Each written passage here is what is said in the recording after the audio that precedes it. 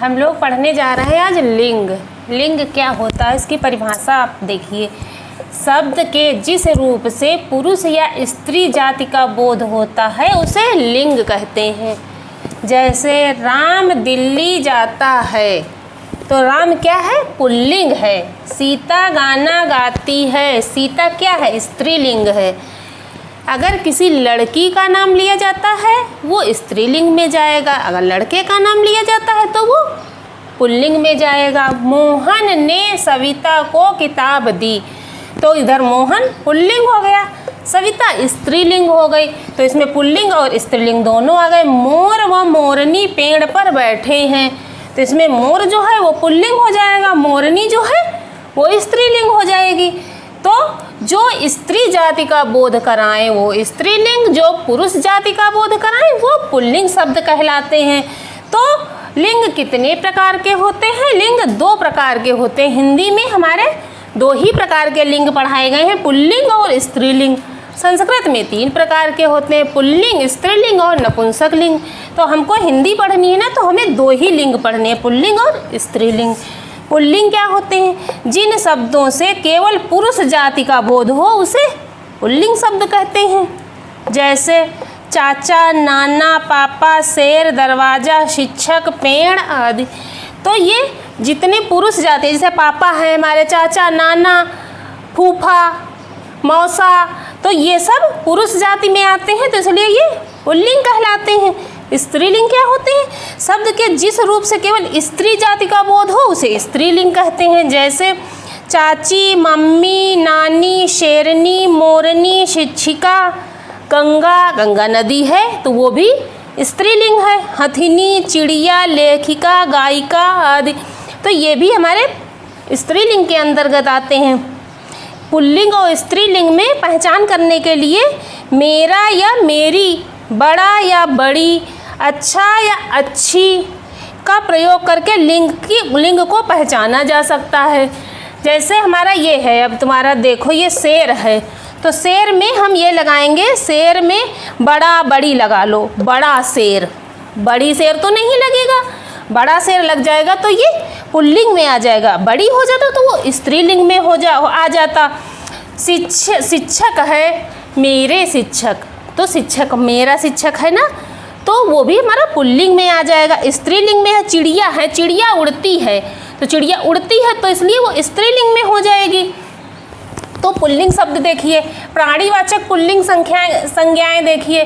पुरुष हाथी, बाज, कबूतर, मनुष्य, तोता, सांप, बिच्छू, बंदर, कुत्ता, ये हमारे पुल्लिंग के, जिसे ये जो है ये जीवित व्यक्ति हैं, जैसे जीवित लोग हैं, जैसे हम इनको, कुत्ता है, बंदर है, तो ये भी एक जीवित प्राणी हैं, तो इनको हम प्राणीवाचक पुल्लिंग संख्याएं कहेंगे। अप्राणीवाचक पुल्लिंग संख्याएं क्या होती हैं? जैसे अनाजों के नाम हैं। अनाजों के नाम में क्या होता है? चावल, गेहूँ, मक्का, चना, खरीफ। हम अनाजों के नाम लेंगे तो वो पुल्लिंग में आएंगे।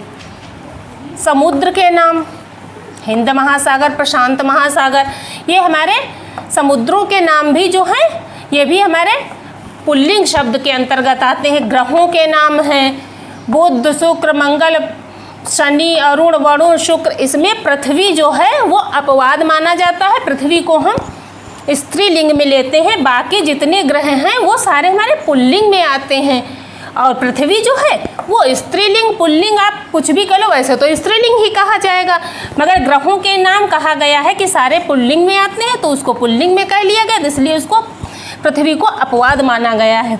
दिनों के नाम हैं, जैसे सोमवार, मंगलवार, बुधवार, गुरुवार, शुक्रवार, शनिवार, रविवार।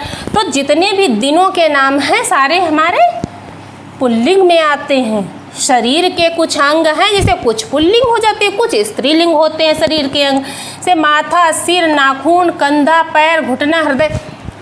हमारा जैसे माथा है तो हम कहेंगे मेरा माथा, तो मेरा मेरी लगा के यहाँ आपको हमने बताया था कि मेरा, मेरी, बड़ा, बड़ी, ये लगा के हम चेक कर सकते हैं कि ये पुल्लिंग है कि स्त्रीलिंग। मेरी नाक, तो मेरी लगाया तो ये स्त्रीलिंग हो गई।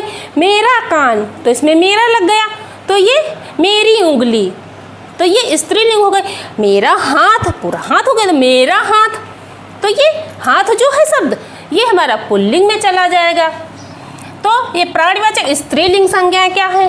जैसे कोयल है, मैना है, मकड़ी है, माता है, जितने प्राणीवाचक हैं तो वो स्त्रीलिंग संज्ञाएं जो होती हैं वो जीवित व्यक्ति जो होती हैं उनके लिए कहा गया है।